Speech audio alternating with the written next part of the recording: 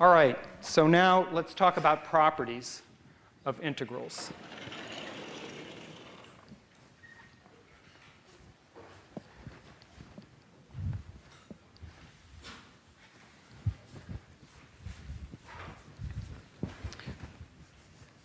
Well, so the properties of integrals that I want to mention to you are these.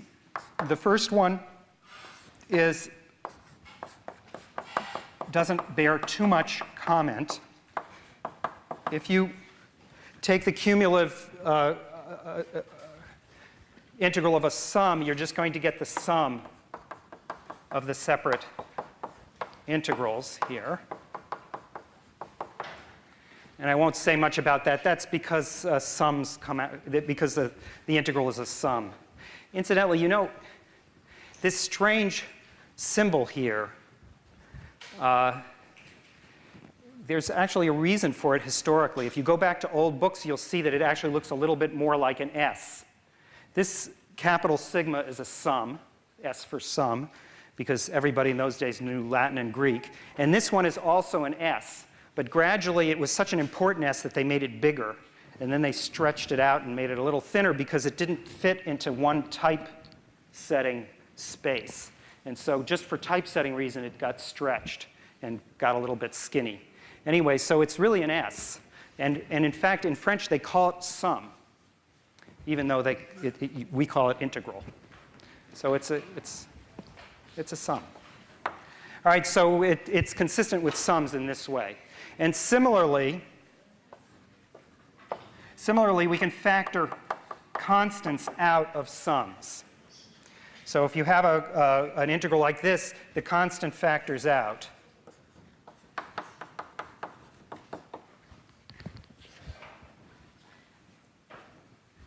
But definitely don't try to get a function out of this. That won't happen. Okay? In other words, c has to be a constant. Doesn't depend on x.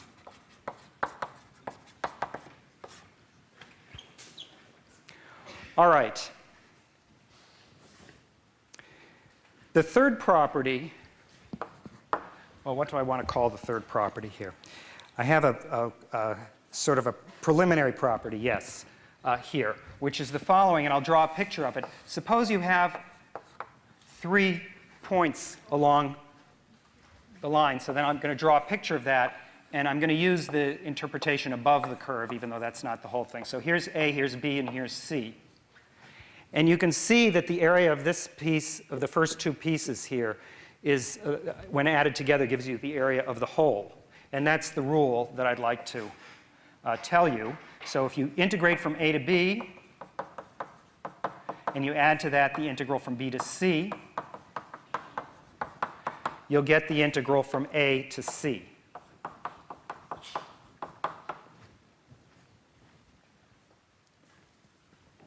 This is going to be just a little preliminary because the rule is a little better than this, but I will explain that in a minute. The fourth rule is a very simple one, which is that the integral from A to A of f of x dx is equal to 0. That you can see very obviously because there's no area, no horizontal movement there. The rectangle is infinitely thin, and there's nothing there. So this is the case. You can also interpret it as f of a minus f of a. So that's also consistent with our interpretation in terms of the fundamental theorem of calculus, and it's perfectly reasonable that this is the case. Now, the fifth property is a definition. It's not really a property, but it's very important. The integral from A to B of f of x dx is equal to minus the integral from B to A of f of x dx. Now, really, the right-hand side here is an undefined quantity so far. we never said that you could ever do this where the A is less than the B, right? Because this is working backwards here, right? But we just have a convention that that's the definition. Whenever we write down this number, it's the same as minus what that number is. And the reason for all of these is, again, that we want them to be consistent with the fundamental theorem of calculus, which is the thing that makes all of this work. So if you notice, the left-hand side here is f of b minus f of a, capital F, the antiderivative of little f. On the other hand, the other side is minus, and if we just ignore that we say these are letters, if we were a machine, we didn't know which one was bigger than which, we just plugged them in, we would get here f of a minus f of b over here. And to make these two things equal, what we want is to put that minus sign in. Now it's consistent. So again, these rules are set up so that everything is consistent.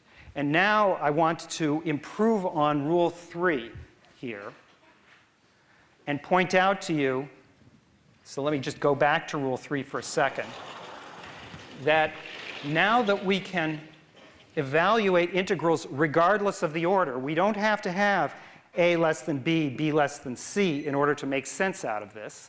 We actually have the possibility of considering integrals where the a's and the b's are and the c's are in any order you want. And in fact, with this definition 5, 3 works no matter what the numbers are. So this is much more convenient. This is not necessary. Not necessary. It just works using convention 5. Okay, with 5. All right?